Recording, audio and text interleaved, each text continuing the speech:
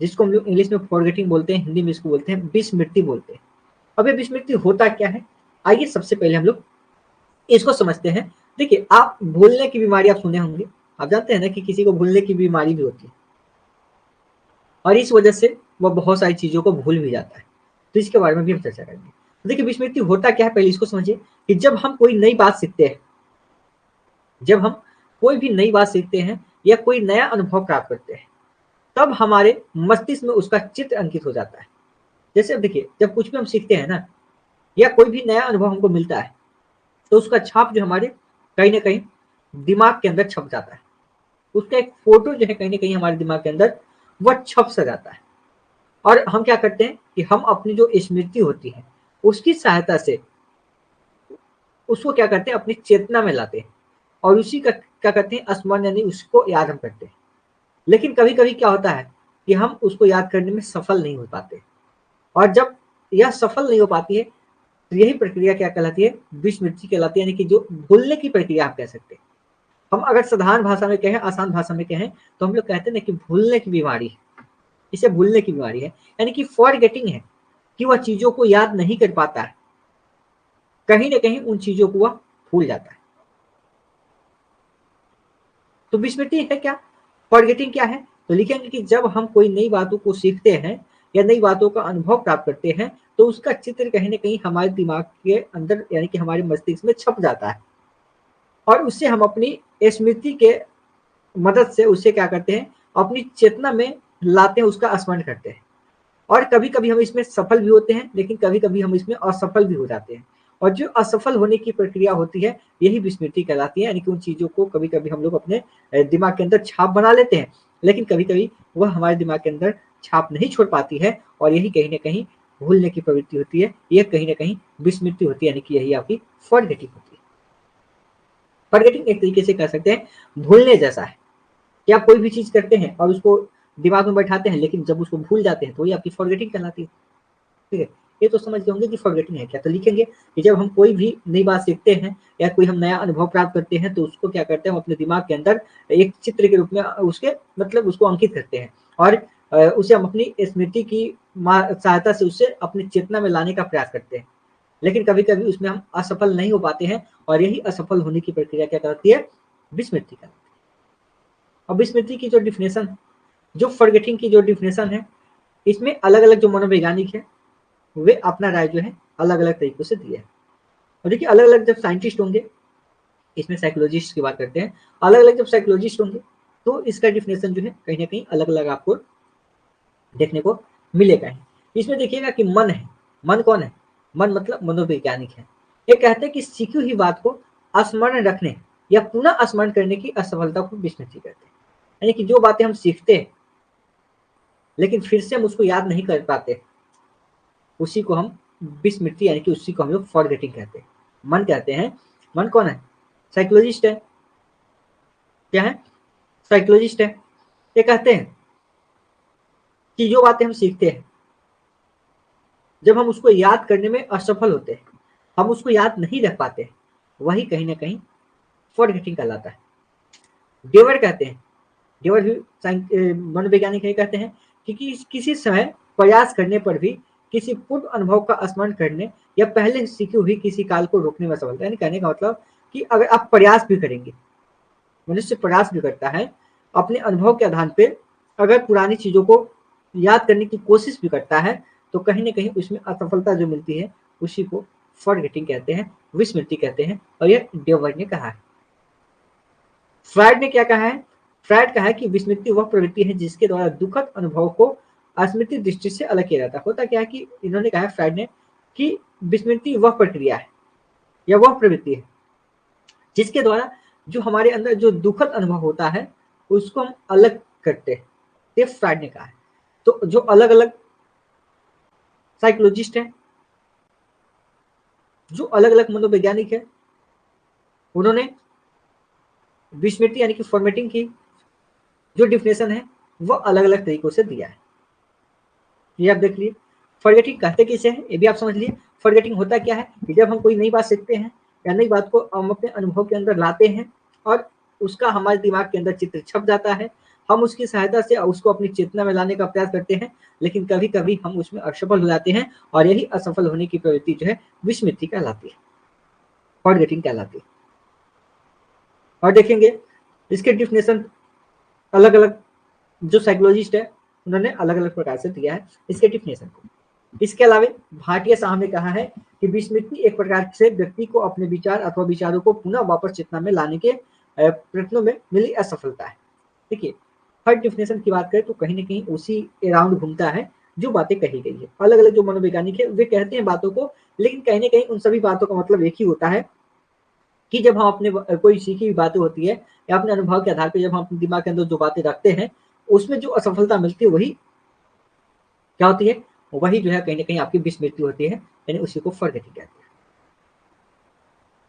हॉविंग house ने कहा है कि स्मृति प्रशिक्षण में विस्मृति क्या होती है, प्रशिक्षण में बालकों के 3 अक्षर शब्द को पाया जाता है। अब देखिए इसमें कुछ एग्जाम्पल के द्वारा समझाया गया है। हम कह सकते हैं कि बीता हुआ समय भूल जाने वाली सामग्री का प्रतिशत, जैसे 20 पर मिनट में 49%, यानी कि बीता हुआ समय भूल जाने वाली सामग्री का परसेंट, जैसे 20 मिनट हुआ 49% भूल गए। इसके अलावा एक दिन जैसे हुआ 66% भूल गए, 2 दिन हुआ 72% भूल गए, 3 दिन हुआ 75% भूल गए, 4 दिन हुआ 79% भूल गए। यानी कि जो 100% आपके पास है दिमाग के अंदर, आप उसमें से जैसे एक दिन जैसे बीता 20 मिनट बीता, 20 मिनट के अंदर भूलने की प्रक्रिया हुई, यानी कि उसमें 49% चीजें भूल गए।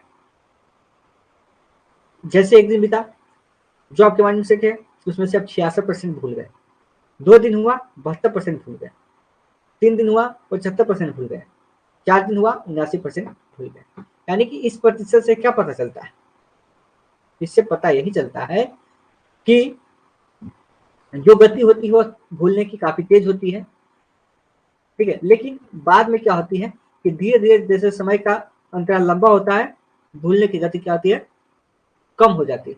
जैसे शुरू में देखिएगा 20 मिनट में आप काफी चीजें भूल रहे हैं, अगर आप कोई चीजें दिमाग के अंदर पढ़ लेते हैं तो शुरू में ही आप बहुत सारी चीजों को भूल जाएंगे, 49% भूल जाएंगे। जैसे एक दिन अगर वो चीजों को आप पढ़ लेते हैं फिर रह जाएगा आपके दिमाग में तो 66% कम हो जाएगा। फिर जब 2 दिन होगा तो फिर धीरे धीरे इसका समय अंतराल कम हो जाएगा घटने का, 3 दिन में 75, 4 दिन में 79। कहने का मतलब कि जो भूलने की गति होती है वह काफी तेज होती है, लेकिन जैसे जैसे समय बढ़ता जाता है उसका अंतराल बढ़ता चला जाता है, भूलने की गति जो है वह कम हो जाती है, धीरे धीरे भूलने की गति काफी कम हो जाती है। और यही चीजें जो है डिफिनेशन के माध्यम से मनोवैज्ञानिकों ने समझाया। ठीक है, यहाँ तक क्लियर? एक बार मुझे बताइए यहाँ तक क्लियर है तो फिर आगे चलेंगे।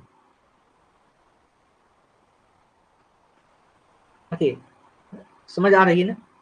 तो फॉरगेटिंग आप समझे कि नहीं समझे पहले ये बताइए। देखिए एग्जाम के अंदर एक क्वेश्चन आपको देखने को मिल सकता है।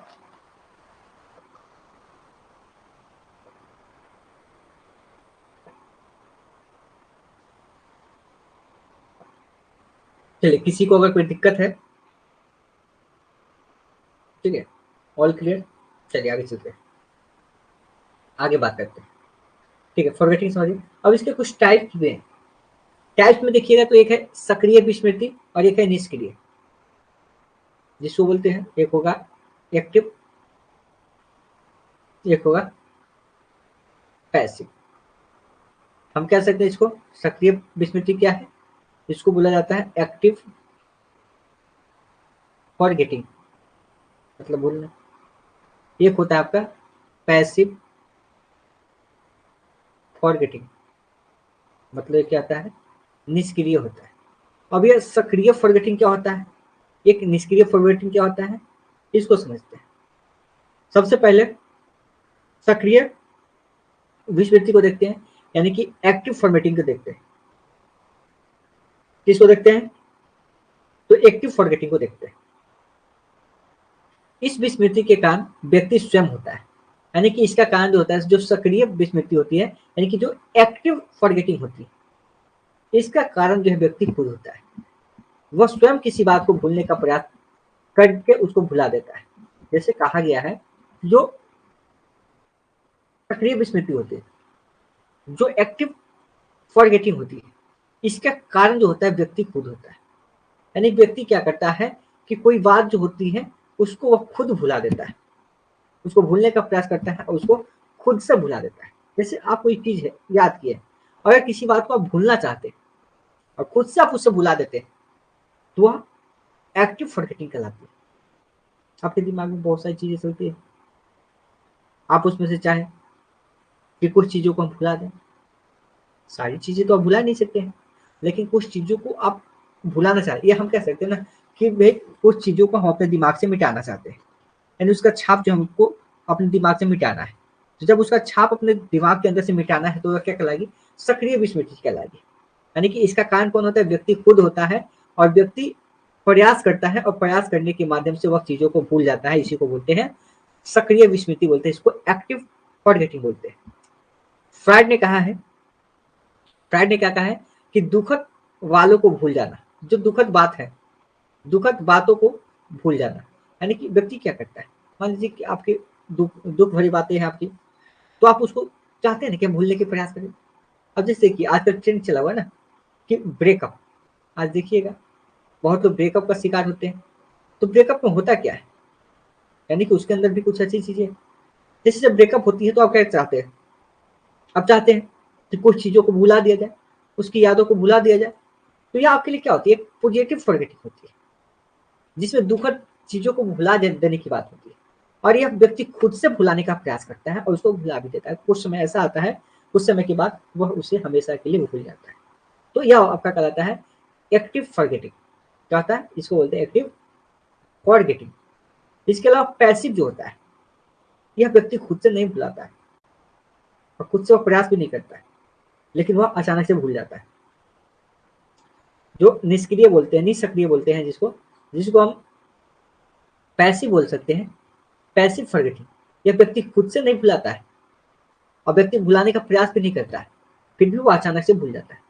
आपके दिमाग के अंदर कुछ चीजें आएगी, तो आपके दिमाग के अंदर जब कुछ चीजें आएगी आप उसको चाहेंगे भी नहीं, ना तो आप उसको भुलाना चाहेंगे, ठीक है, फिर भी आप उसे भूल जाएंगे, आप प्रयास भी नहीं करेंगे भुलाने का, लेकिन आप उस चीज को अचानक से भूल जाएंगे।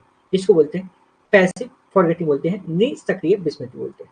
जैसे कि किसी बात को बार बार नहीं दोहराने के कारण, अगर कोई बात है आप उसको बार बार नहीं दोहराते हैं तो उन चीजों को आप भूल जाते हैं।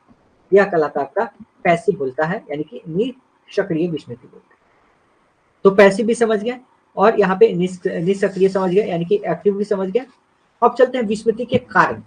आखिर आप देखेंगे ना कि भाई इसके कारण क्या होता है, आखिर आप जिन चीजों को भूलते हैं, आखिर भूलने का कारण क्या है, आप क्यों भूलते हैं। आखिर भूलने वाली जो बातें होती है, आखिर कोई ना कोई तो रीजन होगा जिस कारण से आप बातों को भूल जाते हैं। तो अभी हम देख लिए विस्मृति क्या है, इसको देख लिए, उसके परिभाषा को देख लिए, उसके प्रकार को देख लिए। अब विस्मृति के कारण को देखते हैं कि भाई इसका कारण क्या है, यानी कि जो कॉज है फॉरगेटिंग का, आखिर किस कारण से हम चीजों को भूल जाते हैं।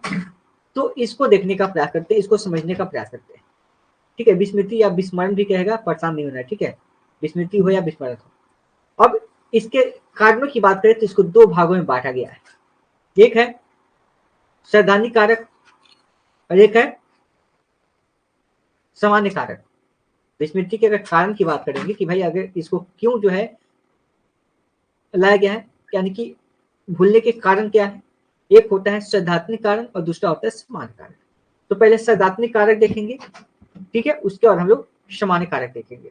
और सैद्धांतिक कारक में जो भूलने में देखिएगा, एक आता है आपका अभ्यास का सिद्धांत। अब अभ्यास का सिद्धांत क्या करता है, आप चीजों को समझते चलिएगा। अभ्यास का सिद्धांत क्या कहता है कि अगर हम जो बातें सीखते हैं, अगर बार बार हम उसका अभ्यास नहीं करेंगे तो भूल जाएंगे। वैसे इंसान के अंदर होता है, इंसान जो सीखी हुई बातों को अगर वह बार बार उसका अभ्यास नहीं करता है तो वह चीजें वह भूल जाता है। तो पहला क्या हो गया, अभ्यास का सिद्धांत। अभ्यास का सिद्धांत यही कहता है कि यदि हम सीखी हुई बात को बार बार उसका अभ्यास नहीं करते हैं तो हम उन चीजों को भूल जाते हैं।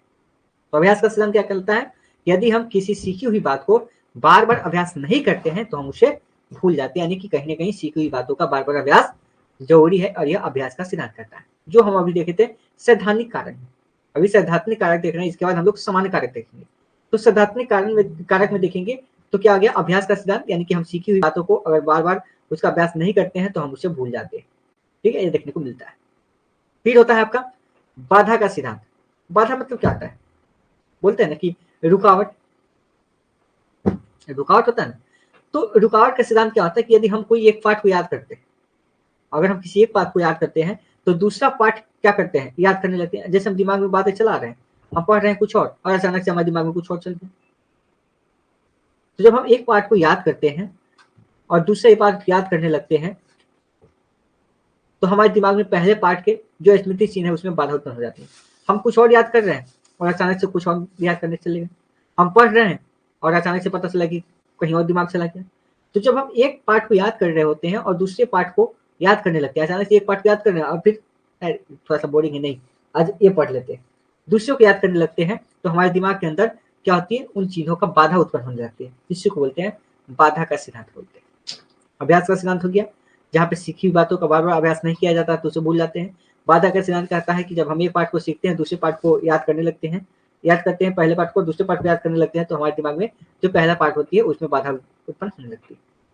दमन का सिद्धांत क्या कहता है, अगला ये कहता है कि इस सिद्धांत के अनुसार हम दुखद और अपमानजनक घटनाओं को याद नहीं रखना चाहते, हम उनका दमन करते हैं।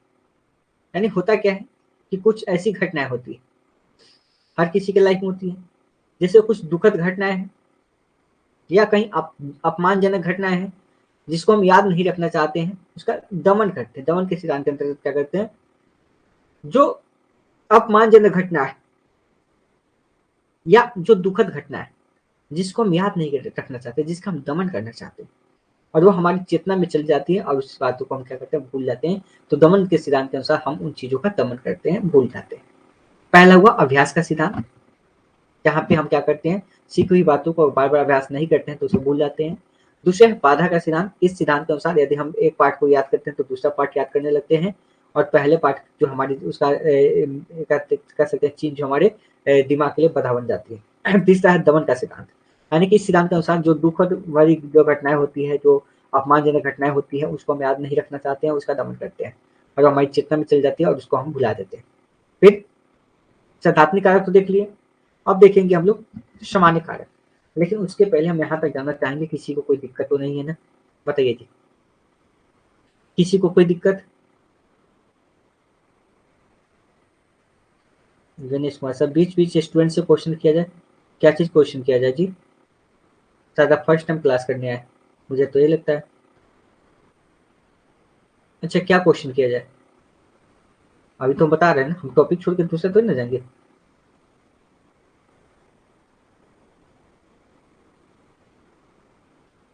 बताइए क्या दिक्कत है जी, किसको क्या समस्या है, क्या समस्या क्या परेशानी है जी, बताइए। अगर किसी को कोई समस्या है तो बताइए। अब आप सोचिएगा कितना दिन से सोए रहे हैं, अचानक से एक क्लास के अंदर आइएगा और अपना ओपिनियन दीजिएगा, तो वो ओपिनियन आपका नहीं चलने वाला है। ठीक है, हमें ध्यान है सबके बारे में, मुझे पता है कि कौन जो है डेली क्लास करता है, कौन नहीं करता है, सबका अटेंडेंस शीट मेरे पास उपलब्ध है।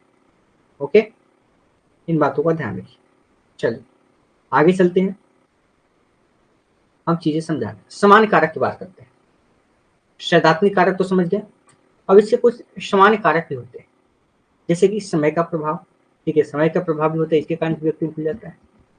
तो अगर हम सामान्य कारक की बात करते हैं, यानी कि जो विस्मृति है, विस्मरण है, तो उसमें सामान्य कारक भी आता है। जैसे समय का प्रभाव हो गया, कहीं ना कहीं समय का प्रभाव भी बहुत मायने रखता है। समय का प्रभाव के कारण भी व्यक्ति कुछ बातों को भूल जाता है। इसके अलावा रुचि, अगर बच्चे पढ़ रहे हैं, आप जो बच्चों को पढ़ा रहे हैं और उन चीज़ों में बच्चों की रुचि ही नहीं है, उन चीज़ों में बच्चों की इंटरेस्ट ही नहीं है, तो उन चीज़ों को भी बच्चे भूल जाते हैं। आप पढ़ा रहे हैं कुछ और बच्चे कुछ और सीखना चाहते हैं, उनकी रुचि कुछ और है, उनका इंटरेस्ट कुछ और है। तो जो बच्चे की रुचि है, जो उसकी क्षमता है, जो उसकी योग्यता है, उसी को ध्यान में रखते हुए उसे अगर पढ़ाया जाए तो बच्चा बहुत ही आसानी के साथ सीख जाए और उसमें भूलने की संभावना नहीं होगी। लेकिन बच्चे की रुचि के अनुसार काम नहीं हो, बच्चा को पढ़ना कुछ और है, पढ़ा कुछ और रहे हैं, तो वैसी स्थिति में बच्चा तो भूलेगा ही, क्योंकि उसकी रुचि के अनुसार काम नहीं होता है। तो बच्चे की रुचि, उसकी क्षमता, उसकी योग्यता उसके लिए काफी इंपॉर्टेंट हो जाती है, इसमें रुचि आ जाए। फिर विषय का स्वरूप, देखिए अगर टीचर कोई भी विषय को पढ़ा रहा है, तो विषय को अगर पढ़ा रहा है तो उस विषय के बारे में जानकारी भी एक शिक्षक को होना चाहिए। अगर शिक्षक को विषय का ज्ञान खुद नहीं है तो वो शिक्षक क्या बच्चों को पढ़ा रहा है। इसलिए अगर हम सामान्य कारक की बात करें तो इसमें आप देखने को मिलेगा आपको विषय का स्वरूप। भाई विषय का स्वरूप क्या है, ये भी मैटर करता है, ठीक है। फिर इसके अलावा विषय का ज्ञान भी मैटर करता है। भाई जो टीचर पढ़ा रहे हैं उनको उस विषय का कितना नॉलेज है, विषय की मात्रा कितना है, सीखने में कितना मदद कर रहा है, फिर मानसिक आघात तो नहीं है, कहीं मानसिक रोग तो नहीं है, कुछ मादक वस्तुओं का सेवन तो नहीं करते हैं, सीखने का जो स्मरण क्षमता है वह अच्छा है कि नहीं है, जो सीखने का जो संतुलन है वह सही है कि नहीं है। ये सभी चीजें जो है कहीं ना कहीं इंपॉर्टेंट हो जाती है, ठीक है। तो हम सामान्य कारक में इन सभी चीजों को देख सकते हैं, सामान्य कारक के अंदर हम इन सभी चीजों को देख सकते हैं। तो सैद्धांतिक कारक आप देखिए, सैद्धांतिक कारक में आपने देखा था अभ्यास का सिद्धांत, यदि हम किसी चीज सीखी हुई बातों को बार बार अभ्यास नहीं करेंगे तो हम उसे भूल जाते हैं। बाधा का सिद्धांत, अगर हम कोई एक पाठ पढ़ते हैं तो दूसरा पाठ हमें याद हो जाता है, याद उसको करने लगते हैं और इस कारण से हमारे दिमाग के अंदर बाधा उत्पन्न होती है। तीसरा क्या होता है, सिद्धांत दमन का सिद्धांत, यानी कि जो दुखद वाली चीजें होती है या जो अपमानजनक घटना होती है उसे हम भूलने का प्रयास करते हैं, उसको हम याद नहीं रखना चाहते, उसका दमन करना चाहते हैं और वो हमारी चेतना में चली जाती है, उसको हम भूल जाते हैं। फिर आगे समान कारक देख लिए। अब इसके अलावा देखेंगे कि विस्मृति को कम करने के उपाय, इसको कम भी किया जा सकता है। देखिए जो भूलने की बीमारी है ना, जो फॉरगेटिंग है ये तो है ही, लेकिन इसको कम भी किया जा सकता है। यानी कि फॉरगेटिंग जो है ना, आप जो चीजें भूल जाते हैं ना उसको भी कम किया जा सकता है। तो उसको कम कैसे किया जा सकता है, इसको समझते हैं। अगर मान लीजिए जो चीजें आप सीख रहे हैं उसको अगर भुला जाते हैं तो उसको आप कम कैसे कर सकते हैं भूलना। पहला, दोहराना। जैसे जब भी कोई वस्तु या कोई भी विशेष सामग्री जो याद करने वाली है, तो जब उसे आप याद करते हैं ना तो कोशिश कीजिए कि उसको अधिक से अधिक उसको दोहराएं।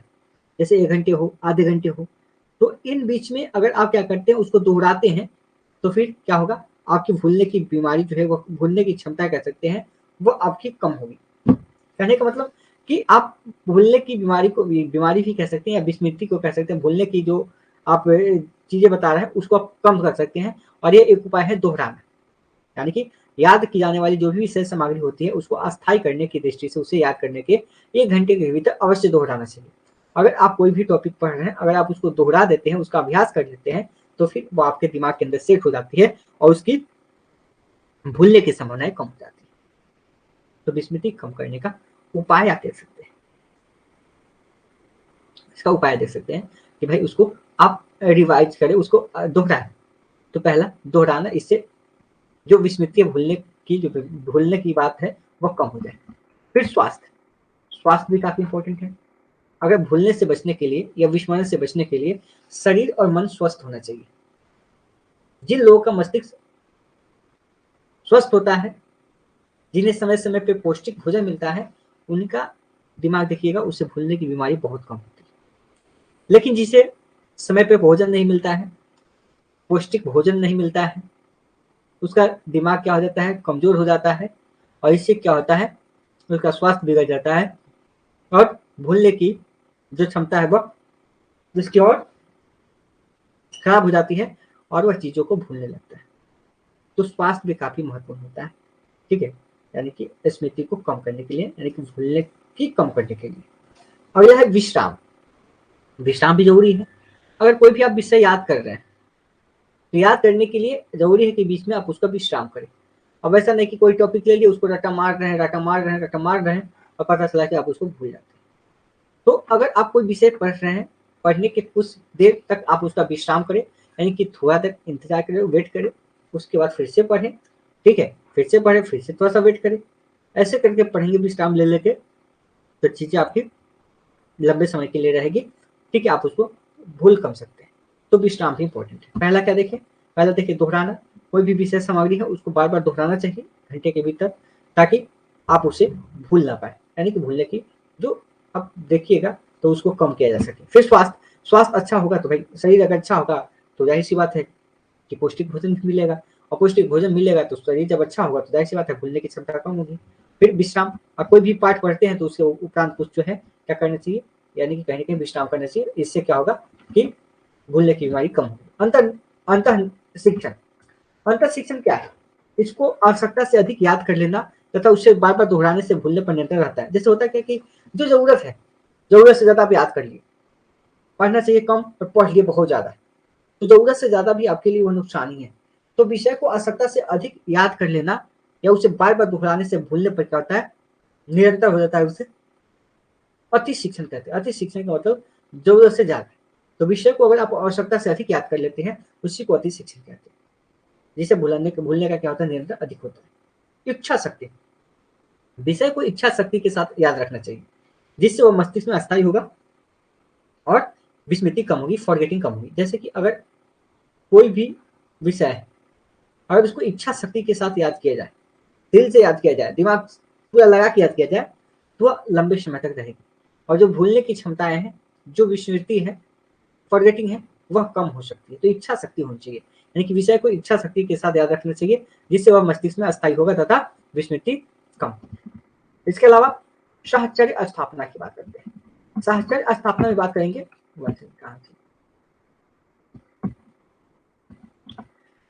जैसे विचार साहचर्य के नियम का पालन करते हैं, जैसे असमान का अस्थायित्व करते हैं, और इस नियम के अनुसार याद करते समय नवीन ज्ञान को पुराने ज्ञान से जोड़ते हैं। होता क्या है कि जब नई ज्ञान को पुराने ज्ञान के साथ जोड़ते हैं, ठीक है, और जब नई ज्ञान को पुराने ज्ञान के साथ जोड़ते हैं और उसको जोड़ के चलना चाहिए, ठीक है, यही आपका साहचर्य स्थापना की बात करती है कि जो नई चीजें हैं, जो पुरानी चीजें हैं, उनको जोड़ के चलना चाहिए एक दूसरे के साथ। फिर सस्वर पाठक, यानी कि जो कुछ भी आप पढ़ रहे हैं ना, उसका आप अच्छे तरीके से उच्चारण करके पढ़े, जिससे क्या होता है कि याद आपका होता है, भूलने की संभावना कम होती है। देखिए बहुत लोग चुपे पढ़ते हैं, जैसे हो गया ऐसे करते हैं, तो भूलने की संभावना। बहुत लोग को देखिएगा कि सुबह में या जब भी पढ़ते हैं तो बोल के पढ़ते हैं, तो जब बोल के पढ़ेंगे तो लंबे समय के लिए याद होता है और भूलने की प्रवृत्ति भी कम होती है। फिर निंद्रा की बात आती है, नींद की बात आती है। यदि याद करने के बाद थोड़ी देर तक सो लेते हैं तो विषय का जो आपका संस्कार होता है वो दिमाग में चला जाता है और कम भूलते हैं।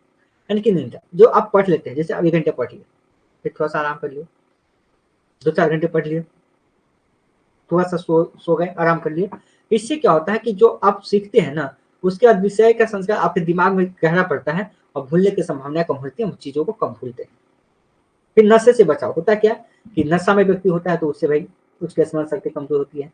जो नशाखोर लोग होते हैं, जो नशीले पदार्थों का सेवन करते हैं, उनको छोड़ना चाहिए, जिससे क्या होगी, उनकी भूलने की कह सकते हैं बीमारी कह सकते हैं, वो कम होगी। नशे से बचाव। फिर लंबी छुट्टियों में अध्ययन, होता क्या कि बहुत सारी जो लंबी छुट्टियां हैं उसका अध्ययन कार्य बंद कर देते हैं, जिससे सीखा हुआ ज्ञान क्या होता है, भूल। अब होता है नहीं कि भाई आप टीचर है, मान लीजिए आप टीचर बनिएगा, तो अगर आपको छुट्टी जो है लंबे समय के लिए 15 दिन 20 दिन दे दिया जाए, तो जो चीजें सीखी है उसको भी बंद मतलब भूल जाएगा बच्चा। इसलिए लंबी छुट्टियों का मतलब यह रिवाज नहीं होना चाहिए कि एक बार लंबी छुट्टी 10 दिन 15 दिन महीने दिन 20 दिन 1 महीने 2 महीने। जैसे ग्रीष्मकालीन छुट्टियां देखते हैं बच्चों को, ठंडी का छुट्टी देखते हैं, गर्मी का छुट्टी, इसमें होता क्या है कि बच्चे लंबी छुट्टी पे चले जाते हैं और इस वजह से अपना काम बंद कर देते हैं, और जो सीखने की प्रवृत्ति होती है वो कम हो जाती है, और भूलने की याददाश्त वहाँ पे देखिएगा तो ज्यादा हो जाता है। और ये आपका ग्रीष्म काल में भी होता है, और इसके अलावा आप गर्मी के मौसम के अलावा ठंडी में भी देखेंगे। और भूलने की प्रबलता यहाँ पे, भूलने की प्रबलता जो है यहाँ पे अधिक हो जाती है, तो यहाँ पे लंबी छुट्टियों का अध्ययन देखेंगे। तो इस तरीके से आप देखेंगे कि जो फॉरगेटिंग है, जो फॉरगेटिंग की हम बात किए थे, जो विस्मरण की बात है, उसके बारे में हम लोगों ने यहाँ पूरा डिटेल्स में देख लिया कि भाई विस्मरण है क्या, विस्मरण बोलते हैं इसको, विस्मृति बोलते हैं, विस्मृति है क्या, इसकी परिभाषा क्या है, इसको भी देख लिए, इसके प्रकार क्या है, ठीक है, सक्रिय विस्मृति और निष्क्रिय विस्मृति देख लिए। इसके अलावा देखिएगा तो विस्मृति के कारण क्या है, तो 2 भागों में बांटते हैं कारण को, एक सैद्धांतिक कारक और एक सामान्य कारक। सैद्धांतिक कारक में देखे थे कि आप अभ्यास का नियम, सिद्धांत, बाधा का सिद्धांत और दमन का सिद्धांत। सामान्य कारण देखे थे। इसके अलावा देखे थे विस्मृति को कम करने के कुछ उपाय भी थे, जैसे चीजों को बार बार दोहराना, स्वास्थ्य, विश्राम, अति शिक्षण, साक्षर स्थापना, सस्वर पाठ करना, इच्छा शक्ति निंद्रा, नशे से बचाव और लंबी छुट्टियों पे से बचना। ये सभी चीजें आपने देख लिया होगा। उम्मीद करते हैं तो यहाँ से आपका टॉपिक जो है बहुत ही अच्छे तरीके से क्लियर हो गया होगा, और आपके एग्जाम के अंदर यह टॉपिक आपको देखने को मिल सकता है। बहुत ही इंपॉर्टेंट टॉपिक है, बताइए आपको समझ में आया कि नहीं, सो मुझे बताइए।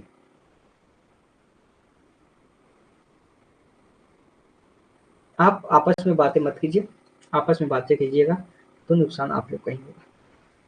ठीक है, यह टॉपिक आपको बहुत जल्द खत्म होने वाला है। इसके बाद हम कोर्स 4 आपका स्टार्ट कर देंगे। ठीक है ना, तो कोर्स 4 भी आपका बहुत जल्द स्टार्ट होने वाला है, इस बात को भी आप ध्यान रखिए। जो कोर्स आपका 4 है उसकी भी शुरुआत बहुत जल्द होगी। ठीक है, एक आध दो क्लासेस और इसमें देख लेते हैं, अगर कुछ बाकी होगा तो, नहीं तो उसको स्टार्ट कर देंगे। ओके, चलिए, किसी को कुछ पूछना है आप तो पूछ सकते हैं।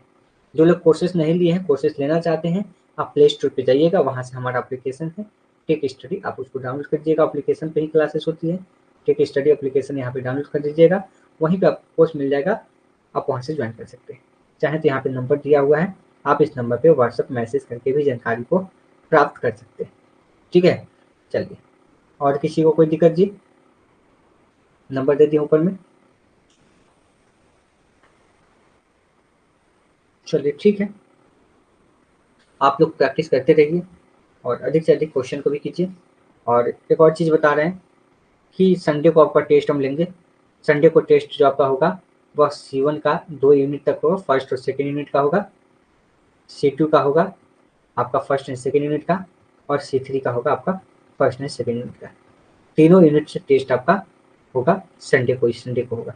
संडे को सामने टेस्ट होगा, आप लोग अपना रिवाइज कर लीजिए और यह टेस्ट आपका ध्यान रखिए।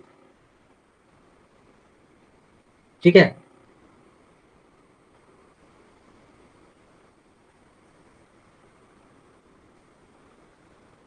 हाँ, यहाँ से 2-2 यूनिट का हम ले लेंगे। ठीक है, ध्यान रखिएगा।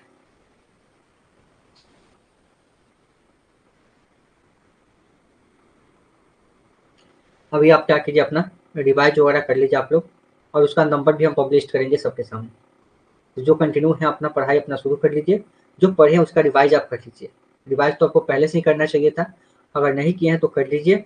अभी भी 4-5 दिन का समय आपके पास बचा हुआ है, और इस संडे को हम मतलब टेस्ट लेंगे तो लेंगे, कहीं से कोई दिक्कत नहीं होगी। और ये जो जो भी पढ़ाए हैं उतना ही से लेंगे, ध्यान रखिएगा, इस पर का भी ध्यान आपको रखना है।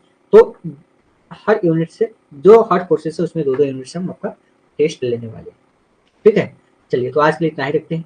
जो लोग कोर्सेज नहीं लिए हैं कोर्सेज ले लीजिए, सारी आपको वहाँ पे PDF वगैरह मिल जाएगी। अगर कोई दिक्कत होगा तो हमने नंबर भी दिया है आपको, इस नंबर पे क्या कीजिएगा, व्हाट्सअप मैसेज करके जानकारी ले सकते हैं, आप कॉल भी करके जानकारी यहाँ पे प्राप्त कर सकते हैं कोर्सेज के बारे में। 7957287913।